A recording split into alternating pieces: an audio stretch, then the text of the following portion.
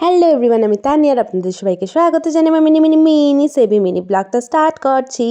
So এটা কোথায় যাচ্ছি দেখো, বলছি দাঁড়াও। এই দেখো, পৌঁছে গেলাম পার্লারে গিয়ে অল্প এই যে আমার চুলগুলা কীভাবে একদম রাফ টাফ আর মিন্স হাইলাইট করেছিলাম না, তো হাইলাইট করার পর না কি হয়ে গেছে, ভালোভাবে তো কেয়ারটেয়ার এমন আমি করতে পারি না। তো কি হয়েছে, হাইলাইটার যখন কালারটা চলে যায় ভিতরে একটা গোল্ডেন কালার থাকে, সো ওই কালারটা না একদম ভালো লাগে না আমার। তো ওইটা অনেকটা দিন নিয়ে আমি চলেছি, তারপরে বলছি যে না ভাই আভি তো চেঞ্জ করনে কা। তো চলে গেলাম দিদির পার্লারে। সো গিয়ে কালার করে নিলাম, সো পুরো হেয়ার কালার করে নিয়েছি আর কি। তো তারপর একটু কি বলে ক্লিন আপ করে নিয়েছি ফেসকে। তারপরে এই দেখো আলটিমেট কালার। সো কেমন লাগলো আমার উপর এই কালারটা আপনারা জানাবেন। এটা চেরিশ রেড কালার।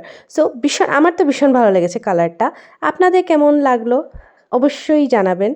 আর আমি কার কাছে করেছি কালারটা, এই দিদি আমাকে করে দিয়েছে, দিদি পার্লার সেন্ট্রাল রোডে, মাম্পি রেডিমেডস গল্লিতে।